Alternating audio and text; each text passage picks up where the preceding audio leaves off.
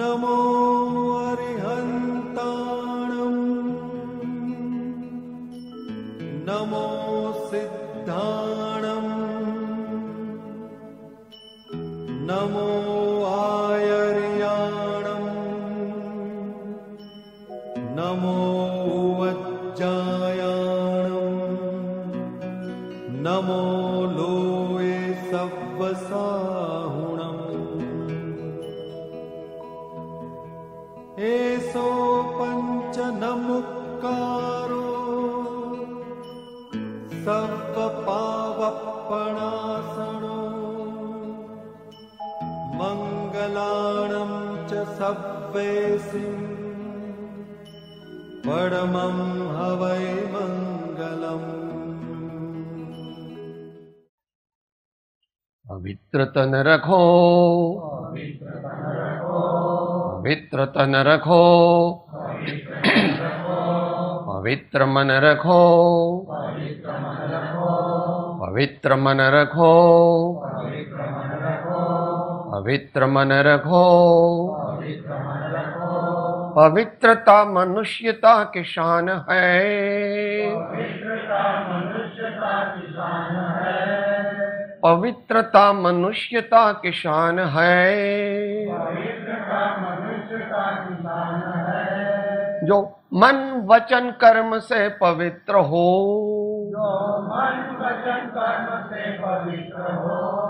जो मन वचन कर्म से पवित्र हो,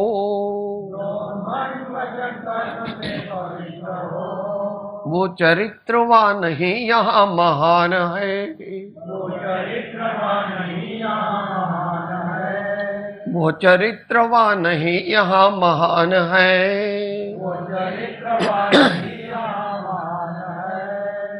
पवित्र तन रखो,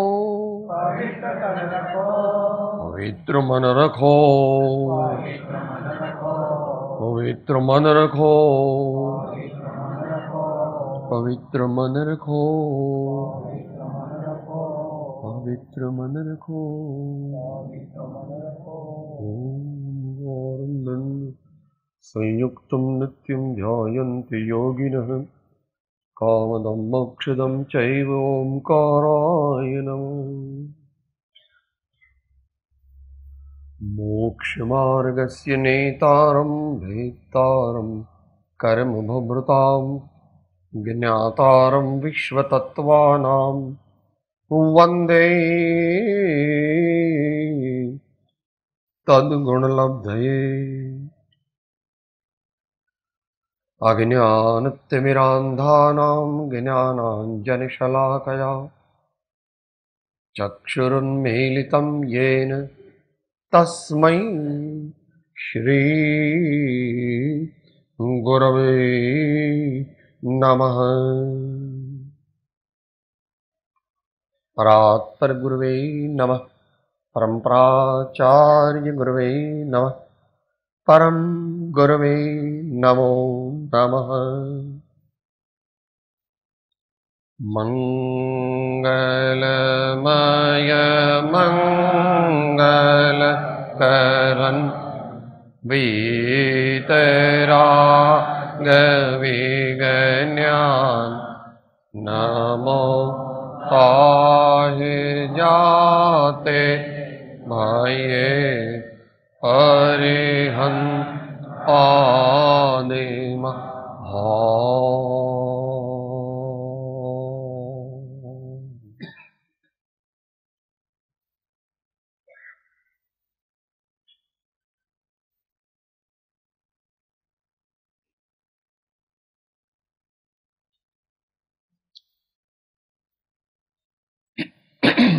શ્રી પર્યુષણ મહાપર્વનો આજનો સાંવત્સરિક પ્રતિક્રમણનો દિવસ એટલે છેલ્લો દિવસ.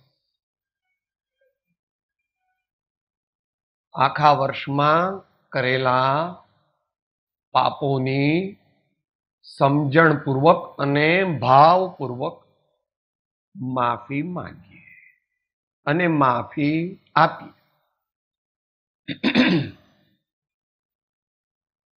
ખમવું અને ખમાવવું.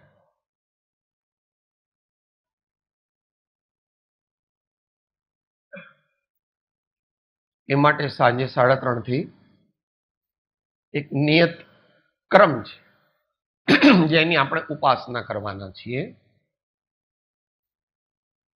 એનું વાંચન કરીશું, શ્રવણ કરીશું, સ્મરણ કરીશું.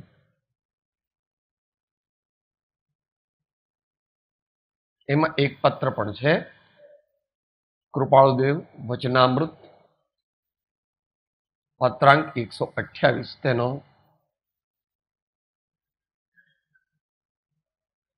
પેરેગ્રાફમાં ગણો તો છેલ્લો પેરેગ્રાફ.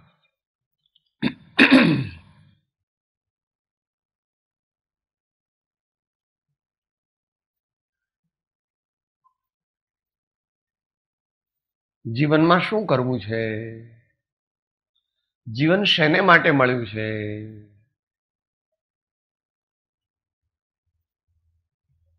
શાંતિ પ્રાપ્ત કરવી છે, સાચું સુખ પ્રાપ્ત કરવું છે, આનંદ પ્રાપ્ત કરવો છે. કોઈ મનમાં ઉદ્વેગ ન રહે, ઉલઝન ન રહે, સર્વાંગ સમાધાન થાય.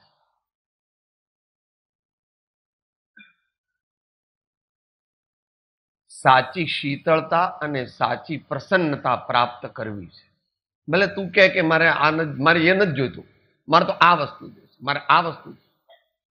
એ બધાનો ભગવાને જ્ઞાની મહાન ધર્માત્માઓ એનું વિશ્લેષણ કર્યું છે. તું બધું ન સમજી શકે તો પણ વાંધો નહીં, પણ તો પણ એમનું જીવન જોઈને, એમનો બોધ જોઈને પણ એમની વાત માનવા જેવી છે. પહેલા સમજણ ન પડે તો પણ માનવી. પહેલા સમજણ ન પડે એટલે બરાબર બેસે નહીં મગજમાં, તો પણ અંતરથી વિચારવું કે આ કોણ છે, આ કહેનાર કોણ છે, મને શા માટે કહે છે, એમને મારી પાસે શું અપેક્ષા છે.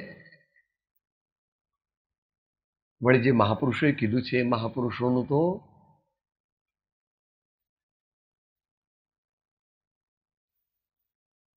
કોઈ પુસ્તકનું જ્ઞાન નથી, શાસ્ત્રનું જ્ઞાન નથી. એ બોલે છે તે જ શાસ્ત્ર છે. એવું ક્યાં કીધું કે શાસ્તા પુરુષના વચનો તેને શાસ્ત્ર કહેવામાં આવે છે? એવું કૃપાળુદેવ કહે છે. આચાર્ય એમ કહે છે આપ્ત પુરુષના વચનો તેને શાસ્ત્ર કહે. અર્થ બંનેનો અપેક્ષા એક જ છે.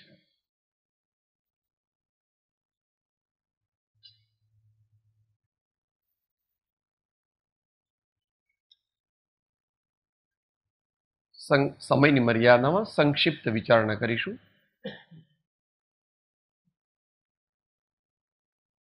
જાગૃત રહેવું, સાવધાન રહેવું, નિષ્પક્ષ થઈ જવું. મારે કંઈ જોઈતું નથી, ભગવાનની આજ્ઞા મને સમજણમાં આવે ને મારા અંતરમાં ઉતરે તો તેના ફળ રૂપે અનંત આનંદની પ્રાપ્તિનો સ્રોત ચાલુ થઈ જાય. પહેલા જ્યારે ગંગા હિમાલયમાંથી નીકળે ત્યારે તો કોઈ એને કહો કે સાહેબ આ ગંગા અહીંયા ગંગોત્રી છે, અહીંથી ગંગા નીકળે, કે તમારી અક્કલ છે કે નહીં?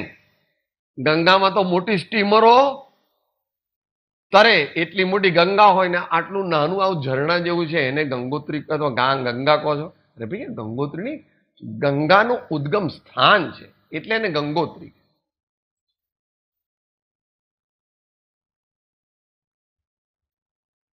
પહેલા તો ઝલક મળે, પહેલા સ્પેસિમેન મળે, પહેલા નમૂનો મળે. તમે તમારી દુનિયામાં પણ એવું જ કરો છો. ગોળ લેવા જાઓ ત્યારે પેલાને વેપારીને કહો ભાઈ કોલ્હાપુર નંબર 1 ગોળ છે? હા સાહેબ છે. બતાવો કે. તો એ પેલા એનો સ્પેસિમેન બતાવે છે. આ નહીં, આ તો આનો છે, એ મને શી ખબર, આમાંથી બતાવો. તો કે એમાંથી પણ બતાવો. એક આંકડા વાળો સોયો નાખી અને અંદરથી થોડું ખેંચે છે. અને પછી કહે છે કે લો સાહેબ જુઓ તમે, તમને માફક આવે છે કે નહીં? પછી જો તમે ઓઠાગર કહો ના આ ગોળનો રવો તોડી નાખ અને મને બતાવ, મારે એવો વેપાર કરવો નથી. દરેક ગ્રાહક એક રવો તોડાવે તો મારી પાસે ઢગલા થઈ જાય ગોળના અને લેનાર ઓછા હોય.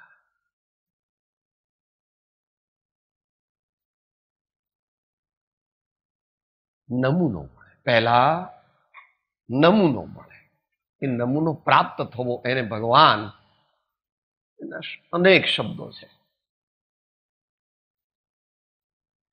નિશ્ચય રત્નત્રયની પ્રાપ્તિ અથવા નિશ્ચય સમ્યક દર્શન અથવા શુદ્ધ આત્મજ્ઞાન અથવા પરમાત્મ દર્શન અથવા હૃદય મંદિરમાં ચૈતન્ય દેવના દર્શન અથવા આત્મભ્રાંતિનો નાશ અથવા અવિદ્યાનો નાશ વગેરે અનેક એના 78 શબ્દો મુખ્ય છે, બાકી તો ઘણા બધા છે. એ આપણને નમૂનો એ જે એની ઝલક એ આપણે જોઈએ છે, એ મળવા માટે ઘણી બધી તૈયારી જોઈએ. કોઈ પણ કાર્ય કરવું હોય તો તેના માટે યોગ્ય પાત્રતા જોઈએ અને પછી યોગ્ય રીત રસમ પણ જોઈએ. પાત્રતા પણ જોઈએ અને પાત્રતા પ્રાપ્ત કરીને સાથે સાથે એનું details of the modus operandi, તેનું સૂક્ષ્મ વિધિ વિધાન, સ્થૂળ તો જોઈએ, સૂક્ષ્મ વિધિ વિધાન પણ જોઈએ. એનો માઇન્યુટ પ્રોસિજર એ પણ આપણે ફોલો કરવો પડે.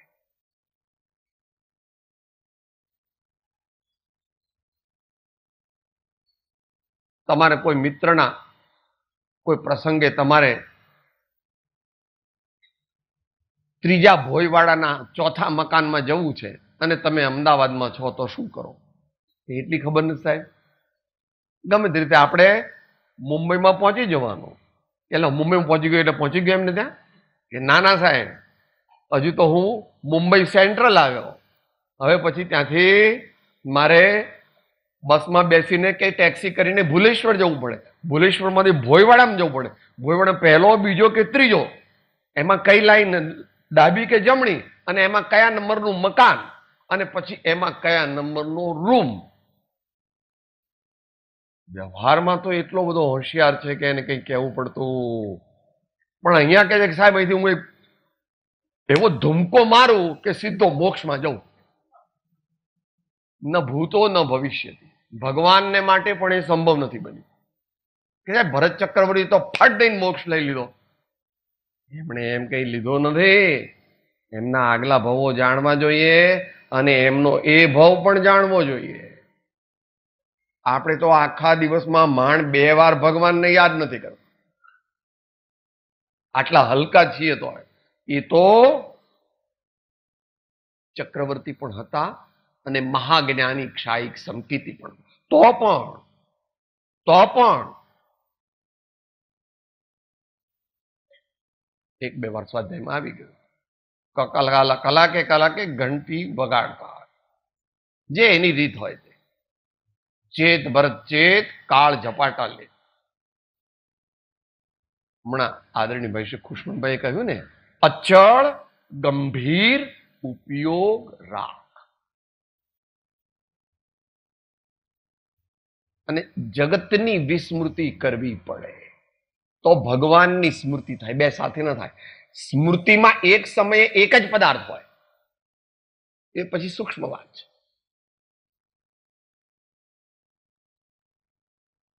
પ્રીતિ અનંતી પર થકી તે તોડે હો તે જોડે હો. પ્રીતિ અનંતી પર થકી તે તોડે હો તે જોડે હો. તોડે નહીં તો ભાઈ કઈ વાંધો નહીં, પણ ઘટાડ તો ખરો. બાકી ભગવાન જોઈતા હોય તો તોડવી પડે.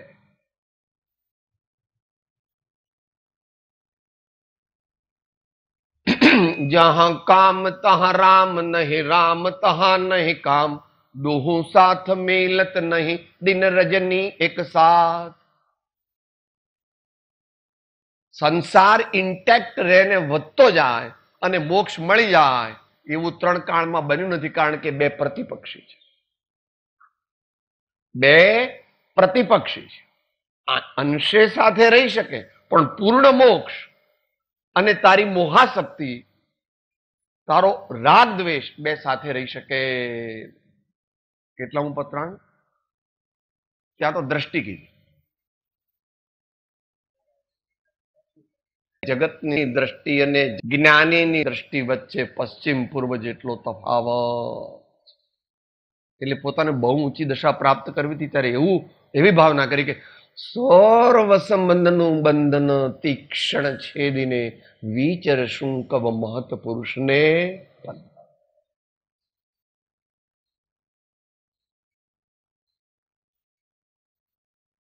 અત્યારે તો આ વાત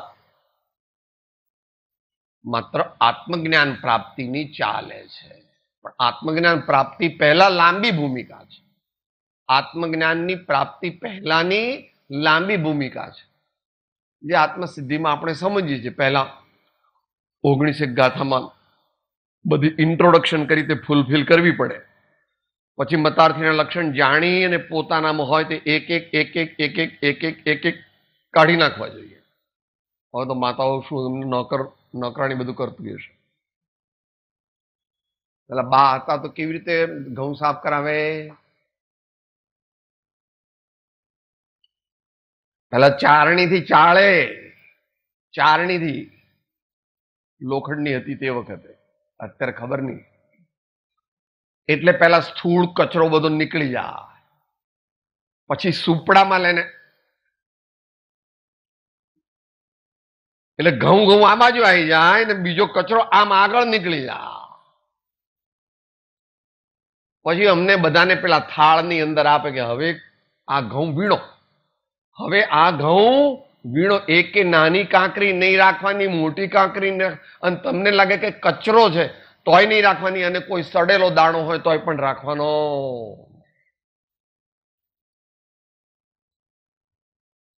ઘઉં કેવી રીતે વીણવા, આત્માને એવી રીતે આત્માના શુદ્ધ ભાવને પ્રાપ્ત કરવા માટે આત્મામાંથી જે બધા એના આત્મજ્ઞાનની પ્રાપ્તિમાં વિઘ્નકારક છે, જે બાધક છે, બાહ્ય અને અંતરંગ. મુખ્ય તો અંતરંગ, પણ બાહ્યની પણ આવશ્યકતા છે. નહીં તો અહીંયા આવવાની શી જરૂર?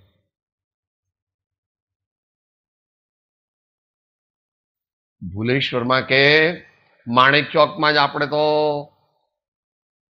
પ્રતિક્રમણ કરીએ ને સત્સંગ પણ આપણે માણેક ચોકમાં જ કરવો, શેર બજારમાં કરવો.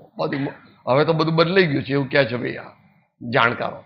પહેલાના જમાનામાં તો પેલી બૂમો પાડતા હતા, હવે શું છે ખબર નથી. જે હોય તો એ અહીંયા આગળ ટૂંકમાં કહે છે, આપણે સમજવાનો પ્રયત્ન કરીએ.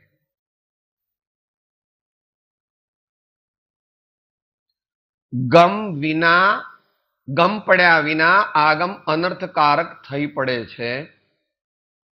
સત્સંગ વિના ધ્યાન તે તરંગરૂપ થઈ પડે છે. સંત વિના અંતની વાતમાં અંત પમાતો નથી. લોક સંજ્ઞાથી લોકાગ્રે જવાતું નથી. લોક ત્યાગ વિના વૈરાગ્ય યથાયોગ્ય પામવો દુર્લભ છે. 5 મુદ્દા છે, વિસ્તાર તો ન થઈ શકે. થોડું પ્રયોજનભૂત જે પ્રયોગમાં લેવું છે એટલું અત્યારે એની વિચારણા. ગમ પડ્યા વિના આગમ અનર્થકારક થઈ પડે છે. ગમ અહીંયા એનો અર્થ છે સમજણ. ગમ શબ્દના ઘણા અર્થ છે. અહીંયા ગમ શબ્દનો શું અર્થ છે? ગમ એટલે સમજણ. સમજણ પડવી. તમે પણ કોઈ પણ કાર્ય વ્યવહારમાં કરાવો છો તો બરાબર પહેલા એને ગમ પડી કે નહીં એ નક્કી કરીને પછી મોકલો. છોકરાને કીધું કે ટિંડોરા આટલા લાવજે, આટલા પરવર લાવજે, આટલા કારેલા લાવજે. પછી એની પાસે રિપીટ કરો. શું શું સમજો? શું લાવીશ? શું લાવીશ? આટલા ટિંડોરા લાવીશ, આટલા પરવર લાવીશ અને આટલા કારેલા લાવીશ. અને એ તો પાછો હોશિયાર તમે કર્યો છે અને બધું સમજાવ્યું છે ઘેર. આનું નામ ટિંડોરા કહેવાય, આનું નામ પરવર કહેવાય, આનું નામ કારેલા કહેવાય. સમજો? સમજો? ગમ કરાવી, એની ગમ કરાવી. અહીં તો ગમ પડ્યા વિના એમ કે છે, અંદરમાં ઉતર્યા વિના. ગમ એટલે જ્ઞાન. જ્ઞાન એટલે એનો અર્થ. જે ગુરુદેવે બોધ આપ્યો તે તો શબ્દો છે. એ શબ્દોનો ભાવ શું છે? એ ભાવ પોતે સમજે તો કામ થાય. પહેલા સમજે પછી આગળ જવાનું છે. એકલી સમજણ થી મોક્ષ નથી. એકલી સમજણથી સમ્યક દર્શન ન થાય. સમ્યક દર્શનથી પછી એનો પ્રોસેસ થાય. પણ સમજણ, પાયારૂપ સમજણ જોઈએ. પાયારૂપ સમજણ જોઈએ. પ્રયોજનભૂત કહે છે એને શાસ્ત્ર ભાષા. ગમ પડ્યા વિના આગમ અનર્થકારક થઈ પડે છે. આગમ એટલે ભગવાનની વાણી, આચાર્યોની, સંતોની અનુભવ વાણી.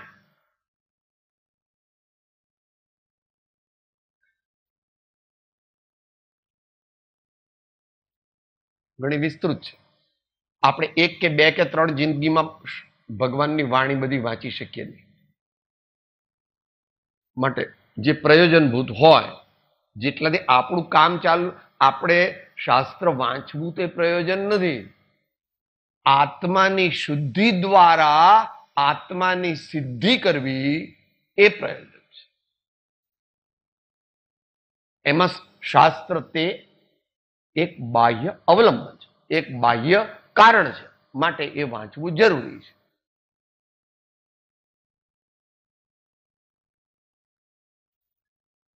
આગમ જે મહાન મોક્ષની પ્રાપ્તિ કરાવે. હમણાં બોલે સકળ જગત હિતકારિણી. ગઈકાલે સાંસ્કૃતિક કાર્યક્રમમાં પણ આવ્યું હતું. સકળ જગત હિતકારિણી, હારિણી મોહ, તારિણી ભવાબ્ધિ, મોક્ષ ચારિણી પ્રમાણી. આવી અલૌકિક વાણી છે. તે પણ શું થાય છે? અનર્થકારક થઈ પડે છે.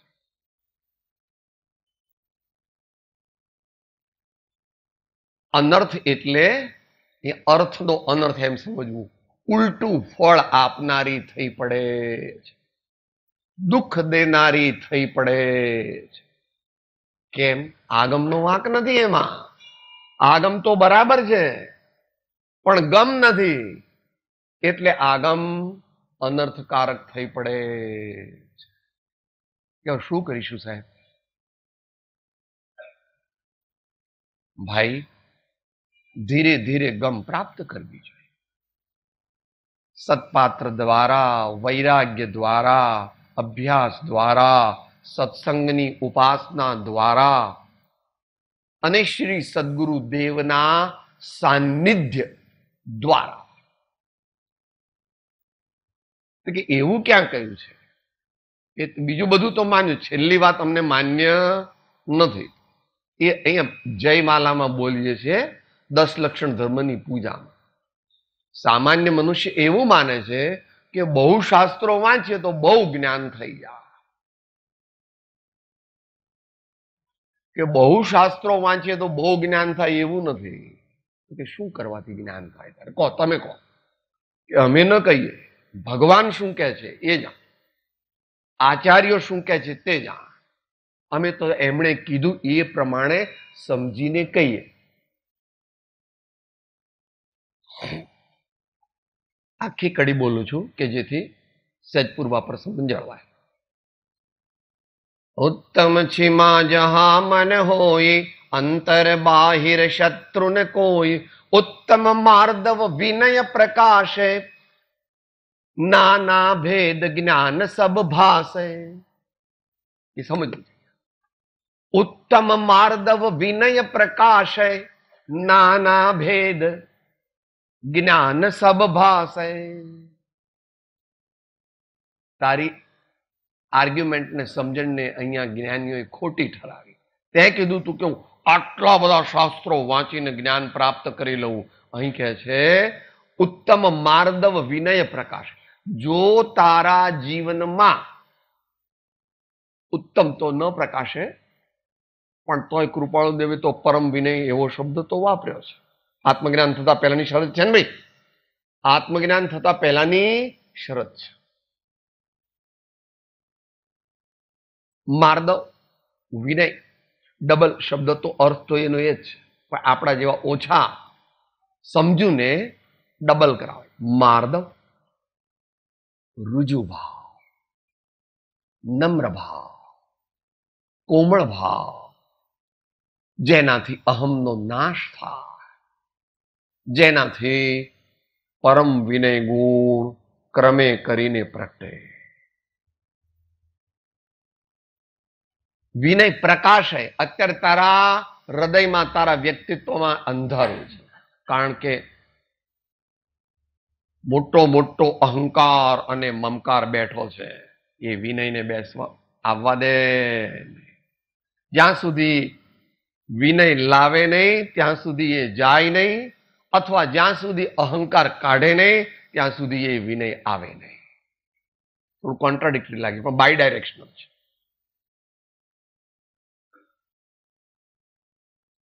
आखो लोटो पानी थी भर्यो छे, तेमांथी थोड़ू पानी काढे तो एटला खाली लोटामां हवा आवे, वधारे काढे तो वधारे हवा आवे। आखो लोटो खाली करी नाखे तो आखो लोटो पानी थी खाली करी नाखे तो आखो लोटो हवाथी भराई जाए। कि ना पहला हवाथी भरी दो पछी हूँ पानी काढीश। न भूतो न भविष्य।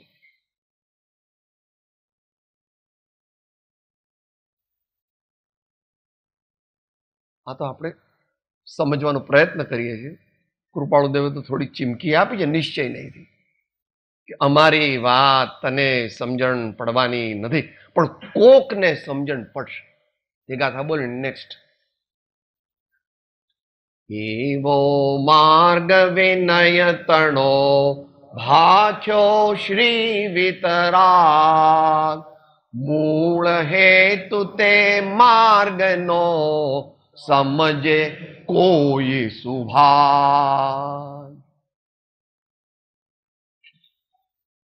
अंतर में तो शक्ति है वो विनय प्राप्त करवानी, पण एनी जरूरत देखाती, कारण के बुद्धि आड़ी आवे छे के કેટલા મને બધી અંગ્રેજી, સંસ્કૃત, પ્રાકૃત, ગુજરાતી, મરાઠી, હિન્દી, ફ્રેન્ચ બધી ભાષાઓ આવડે છે।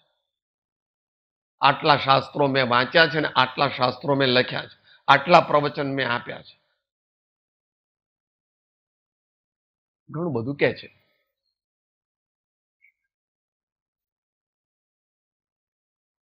વિનય ગઈકાલે આપણે ભક્તિ કરી, શા માટે કરી? प्रार्थना शा माटे करीए? दीक्षा एमने मपाय? दीक्षा कोई दिवस एमने मपाय? विधि है, भले चरणानी योग से विधि है। अरिहंते शरणं पवज्जामि, सिद्धे शरणं पवज्जामि, साहु शरणं पवज्जामि, केवली प्रदत्तो धम्मं शरणं पवज्जामि। बोलवानुं के ए प्रमाणे जीवन में लाववानुं। भले कोई ओछो प्रबुद्ध होय तो एने ख्याल ना आवे तो आपणे एने चरणानी युगनी व्यवस्था एवी छे के फरजियात करवू पड़े। भले पहला एने बाह्य विनय आवे, पहला एने बाह्य विनय आवे, पण गुरुनी निश्रामां रहेवू पड़े एटले एने विनय शीखवो ज पड़े। शरीरथी पण विनय करवो पड़े, वाणीथी पण विनय करवो पड़े, मनथी पण विनय करवो पड़े, અને અભિપ્રાયથી પણ વિનય કરવો પડે. શિષ્ટાચાર વિનયથી સાચો વિનય ગુણ પ્રગટે નહીં. શિષ્ટાચાર એટલે ઔપચારિક, કહેવામાં, બતાવવામાં, કુળ પરંપરાથી એવું ચાલ્યું આવે એટલે આ બધા કરે છે એટલે હું કરું છું, તો એ સાચો વિનય નથી. એ અત્યારે સમય નથી, પણ વાંચી લેવું. પરમ વિનય કેવી રીતે પ્રાપ્ત થાય એ 254 ત્યાં સમજાવ્યું છે. જેટલું સમજાય એટલું સમજવું, નહીં તો વિશેષજ્ઞને પૂછવું. બીજો મુદ્દો, અને ત્યાં અનર્થકારક થઈ પડે છે એ પણ ધ્યાન રાખવું. કારણ કે શાસ્ત્રથી નુકસાન થાય. અજ્ઞાની અયોગ્ય જીવને શાસ્ત્રથી ફાયદો તો ન થાય, એમને બેનો મેળ સરખો સરભર પણ ન થઈ જાય, નુકસાન થાય. વાંચે શાસ્ત્ર અને થાય નુકસાન. કેમ? કારણ કે અહંકાર વધે છે, અનર્થકારક થાય છે. બીજી વાત, સત્સંગ વિના ધ્યાન તે તરંગરૂપ થઈ પડે છે.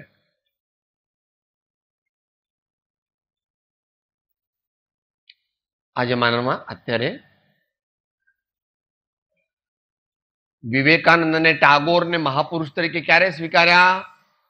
નોબેલ પ્રાઇઝ મળ્યું કે WRP માં તેમણે સ્પીચ આપી પછી કે હા ભાઈ, અમેરિકા વાળા કહે છે, ઇંગ્લેન્ડ વાળા કહે છે, યુરોપ વાળા કહે છે કે વિવેકાનંદ મહાન, એટલે પછી આપણે વિવેકાનંદને મહાન માન્યા. અથવા રવિન્દ્રનાથ ટાગોર તો મહાન નહોતા, પણ ગીતાંજલિ માટે એમને નોબેલ પ્રાઇઝ મળ્યું એટલે કે હા ભાઈ, સ્વીડન વાળા કહે છે નોબેલ પ્રાઇઝ મળ્યું એટલે રવિન્દ્રનાથ ટાગોર મહાન. ત્યાં સુધી આવવાનું શું?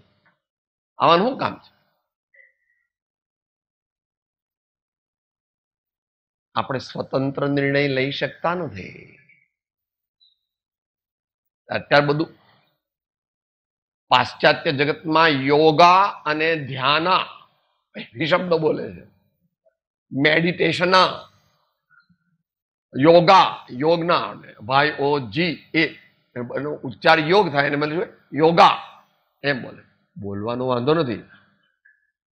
પૂછો, મમ્મીને પૂછો, પેલો 1.5 વર્ષનો તોતડું બોલે છે તો તમે એને કાઢી મૂકો?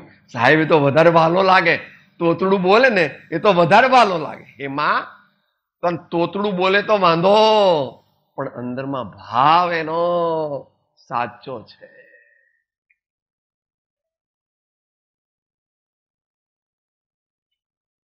યોગા બોલે કોઈ તો કઈ વાંધો નથી, એનો અર્થ સમજવો જોઈએ.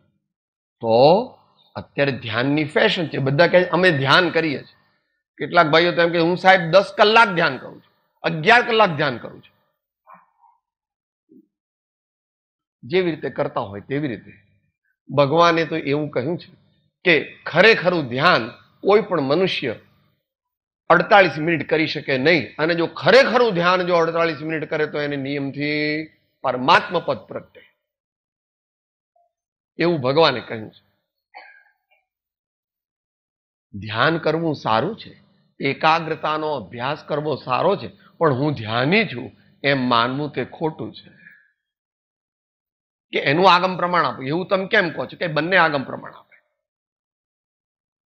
કૃપાળુદેવ એમ કહે છે કે સાથે બોલીએ, જ્ઞાન ધ્યાન વૈરાગ્યમય ઉત્તમ જહાં વિચાર, એ ભાવે શુભ ભાવના તે ઉતરે ભવ પાર. સર ધ્યાન, આ જ્ઞાન ને વૈરાગ્ય ને એવું બધું મૂકવાની શી જરૂર હતી? એ સાથે જ હોય, અને સાથે ન હોય તો જૂઠા. જ્ઞાન વિના ધ્યાન હોય નહીં, અને વૈરાગ્ય વિના પણ ધ્યાન હોય. અને ધ્યાન શું છે એની સાચી સમજણ ગુરુગમ પાસેથી દ્વારા ન પ્રાપ્ત કરે તો ધ્યાન ન હોય. સત્સંગ વિના સમજણ, સાચી સમજણ કેવી રીતે પ્રાપ્ત કરવી? ઉપાય તો એના અનેક છે. પણ મુખ્ય ઉપાય કૃપાળુદેવે મુખ્ય આત્મસિદ્ધિમાં બે કહ્યા કે ભાઈ પ્રત્યક્ષ સદગુરુ સમ નહીં પરોક્ષ જીન ઉપકાર એવો લક્ષ્ય થયા વિના ઉગે ન આત્મ વિચાર.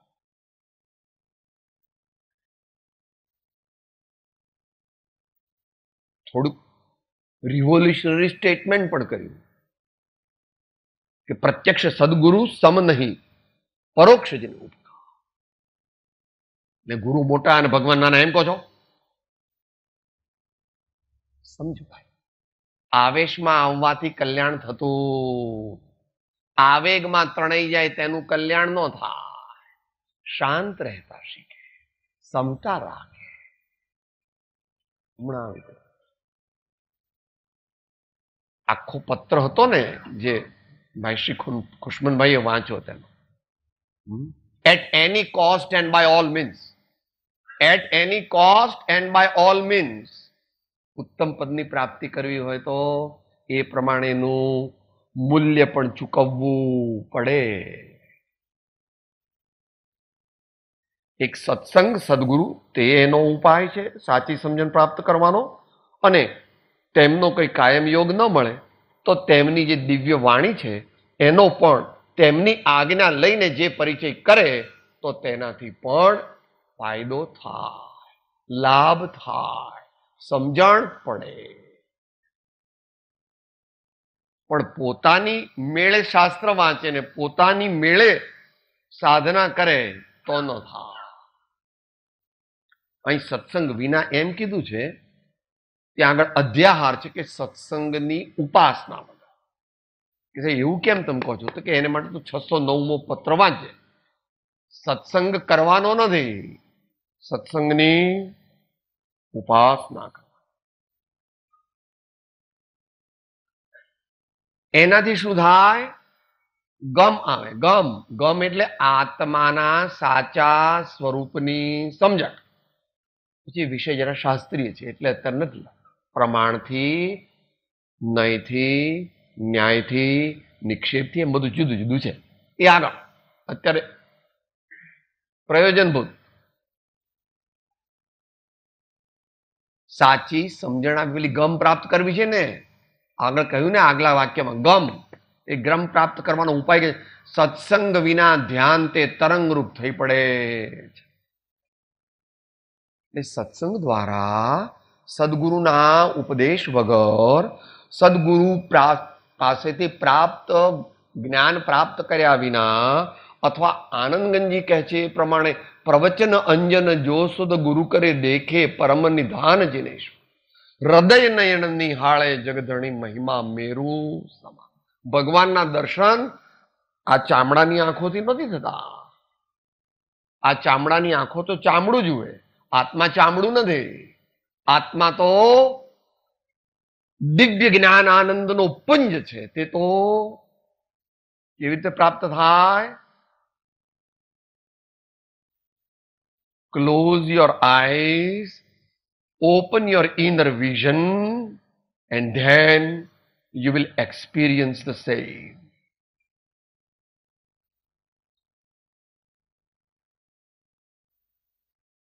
બારમાં કાયમ ડાફોળિયા મારે અને બારમાં ઝામા મારે તે રીતે ન થાય.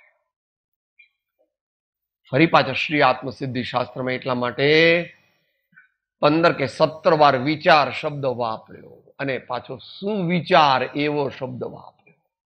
એ ગમ, સુવિચાર, વિચાર નહીં, ધ્યાન નહીં. ધ્યાનમાં તો ગઈકાલે કીધું, પેલા અપધ્યાન નહીં, કુધ્યાન નહીં, સુધ્યાન. સુધ્યાન. જો સત્સંગ વિના ધ્યાન કરે તો તે તરંગરૂપ થઈ પડે છે. કલ્પનાઓ કલ્પનાઓ કલ્પનાઓ કરે છે. જે પ્રમાણેનો બોધ, જે પ્રમાણેની રીત રસમ, જે પ્રમાણેના વિચારો, જે પ્રમાણેની ભાવનાઓ, જે પ્રમાણેનો ક્રમ શ્રી સદગુરુએ કહ્યો હોય તે પ્રમાણે સ્ટેપ બાય સ્ટેપ જવું જોઈએ. એમાં વેરાયટી આપે છે. કે કયા ભગવાનનું ધ્યાન કરીએ તો આત્મા મળે? કે એવું નથી. ભગવાનનું ધ્યાન કરતા કરતા ભગવાન ભૂલાઈ જાય અને ભગવાન જેમાં પ્રતિબિંબિત થતા હતા એવા ચૈતન્ય દેવમાં જ્યારે સ્થિરતા થાય ત્યારે આત્મજ્ઞાન પ્રગટે.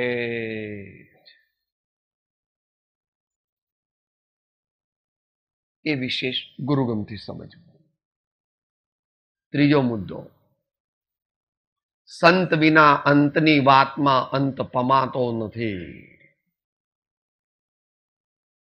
અંતની વાતમાં એટલે આત્મા અને એની પૂર્ણ દશા, તે મોક્ષ. અંતની વાત શું? જે પ્રાપ્ત કર્યા પછી બીજું કંઈ પણ પ્રાપ્ત કરવાનું રહેતું નથી. ભગવાન શું કરે? કે ભગવાન કાંઈ ન કરે.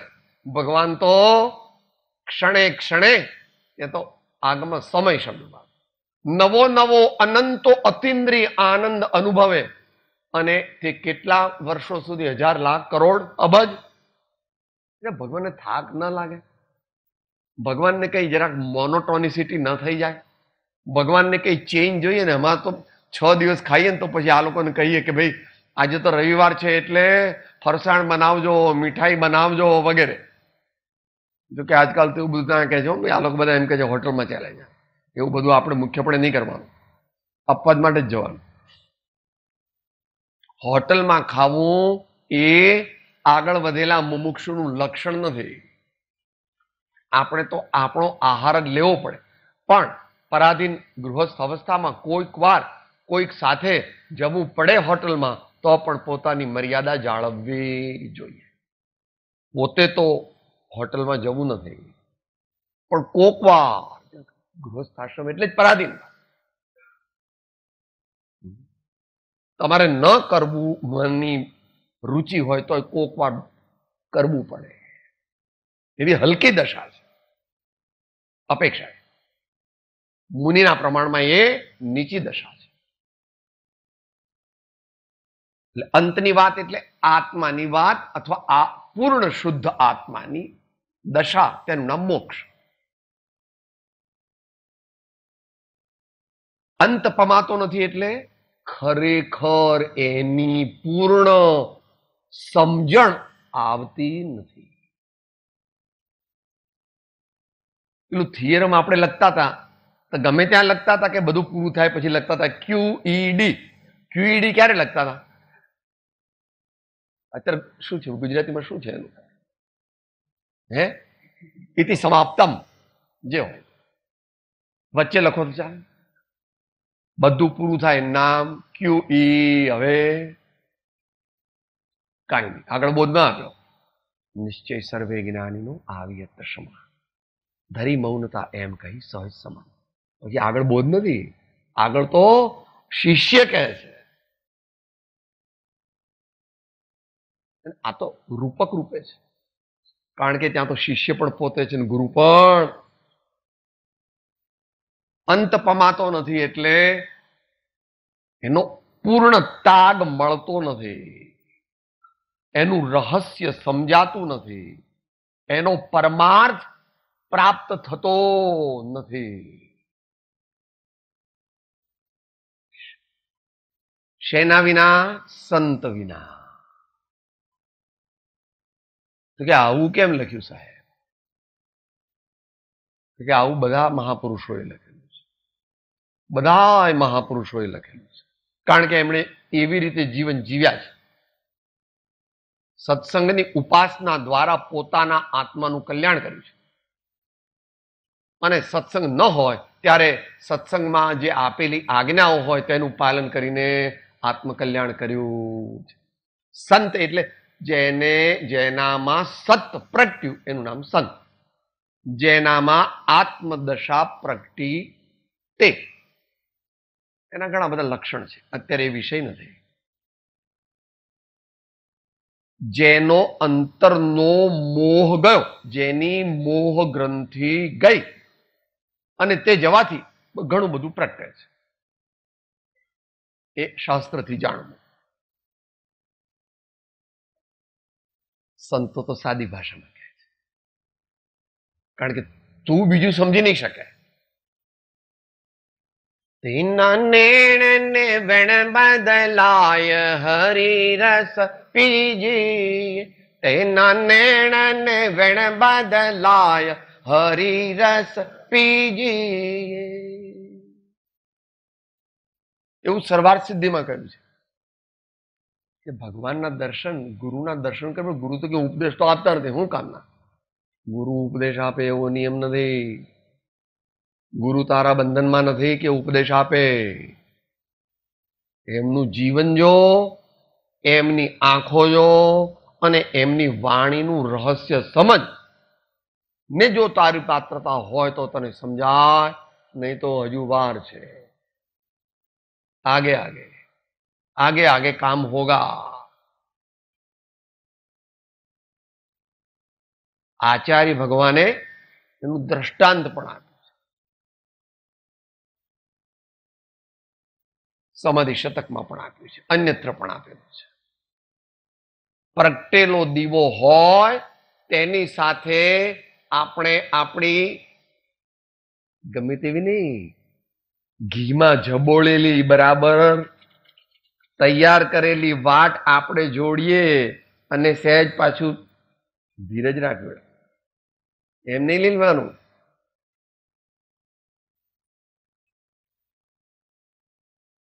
પ્રગટેલા દીવા સાથે સંપર્ક કરે યોગ્ય રીતે અને યોગ્ય સમય સુધી તો બીજો દીવો પ્રગટે છે.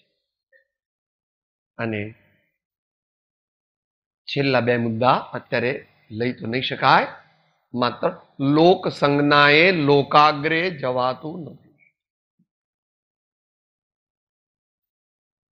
આ બધા કેમ મારે કરવું પડે? લોક સંજ્ઞા એટલે લોકોનું જ્ઞાન, લોકોનો અભિપ્રાય, લોકો કહે તેમ કરવું. તો લોક સંજ્ઞાએ લોકાગ્રે જવાતું નથી. કૃપાળુદેવે પ્રતિબંધે મૂક્યા છે. એમાં પહેલો એ મૂક્યો છે કાઢવાનો. પહેલો કયો કાઢવો? કાઢવાનો તો બધાય છે અને એકબીજા સાથે પાછા સંબંધિત છે.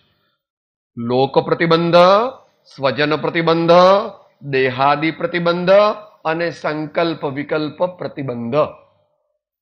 એ ચારેયને પાર કરે અંશે ત્યારે સમ્યક દર્શનાદિ થાય, અને બધાને પૂર્ણપણે પાર કરે ત્યારે સિદ્ધ દશા પ્રગટે, પૂર્ણ મોક્ષ, અવ્યાબાદ. લોક ત્યાગ વિના વૈરાગ્ય યથાયોગ્ય પામવો દુર્લભ છે.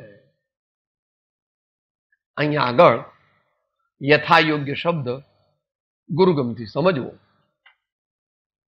શુદ્ધોપયોગી મુનિને યોગ્ય જે છે તેવો વૈરાગ્ય, એટલો બધો આ કાળે અત્યારે એકદમ પ્રગટતો નથી. એની ઝલક આપણને અપૂર્વ અવસરમાં આપેલી છે. એની ઝલક આગમમાં પણ પ્રવચનસાર આદિ, મૂળાચાર આદિ વગેરે, ભગવતી આરાધના વગેરેમાં આપી છે. ઘણા બધા શાસ્ત્રોમાં તત્વાર સૂત્રની ટીકામાં આપી છે, પણ આપણે અંતમંગલ રૂપે બોલીએ. એવો વૈરાગ, એવો વૈરાગ. ઉમાસ્વામી ભગવાને એના માટે આખું એક શાસ્ત્ર લખ્યું. એનું નામ શું આપ્યું? એનું નામ શું આપ્યું? પ્રશમરતિ પ્રકરણ. પ્રશમરતિ પ્રકરણ એવું નામ આપ્યું. એ કૃપાળુદેવ એકાકી વિચરતો વળી સ્મશાનમાં, વળી પર્વતમાં વાગ સિંહ સંયોગ જો, આસન ને મનમાં નહીં ક્ષોભતા, પરમ મિત્ર નો જાણે પામ્યા યોગ જો, અપૂર્વ અવસર એવો ક્યારે આવશે. એ અપૂર્વ વૈરાગ્યની વાત, પરમ વૈરાગ્યની વાત છે. આપણે તો યથાયોગ્ય વૈરાગ આટલો પ્રગટે તો મુમુક્ષુપણું પ્રગટે, આટલો પ્રગટે તો આત્મજ્ઞાન પ્રગટે, આટલો પ્રગટે તો સાચું શ્રાવક પણ સાચો ગૃહસ્થ બની શકે. આટલો બધો પ્રગટે તો મુનિ થાય, અને એનાથી વધારે પ્રગટે ત્યારે શુદ્ધોપયોગી મુનિ થાય. એ શુદ્ધોપયોગી મુનિ તેને જ મોક્ષ મળે. મુનિ બંને કહેવાય, શુભોપયોગી પણ મુનિ હોય અને શુદ્ધોપયોગી પણ મુનિ હોય. પ્રવચન સારમાં આવે છે શુભોપયોગી મુનિ પણ હોય અને શુદ્ધોપયોગી મુનિ પણ હોય, પણ પૂર્ણ મોક્ષ ક્યારે પ્રાપ્ત થાય? શુદ્ધોપયોગી બને. માટે આપણે આ 4, 5 અને 6 બધી વસ્તુઓ જે કહી આપણા જીવનમાં આવે, આપણા જીવનમાં ઉતરે, એ માટે આપણે હમણાં ભાઈશ્રીએ જે પત્ર વાંચ્યો, આપણે તરત પણ ઇફ બટ એવું કાંઈ નહીં. એમ થોડો પુરુષાર્થ વધારીએ. પર્યુષણ સમાપ્ત થાય એટલે કઈ સાધના સમાપ્ત થતી નથી. ખરી સાધના તો અહીંયા ન હોય ને તું ઘેર કરે તે સાધના, કારણ કે ત્યાં વધારે દિવસ તો ત્યાં સાધના કરવાનો છે. માટે ત્યાં પણ સાધના એવી આપણી વધે કે જેથી આગળ ને આગળ વધીએ. પરમાત્મા આપણને એવી શક્તિ આપે, પરમ કૃપાળુ દેવ એવી આપણને શક્તિ આપે, એવી ભક્તિ આપે કે જેથી આપણને વધતી દશા પ્રાપ્ત. દેહ છતાં જેની દશા વર્તે તે જ્ઞાની ચરણમાં હો વંદન. સદગુરુ પરમ કૃપાળુ લોકના સમસંતન કી આનંદ.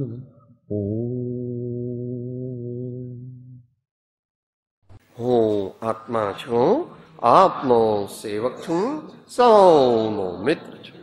હું આત્મા છું, આપનો સેવક છું, સૌનો મિત્ર છું. હું આત્મા છું, આપનો સેવક છું, સૌનો મિત્ર છું.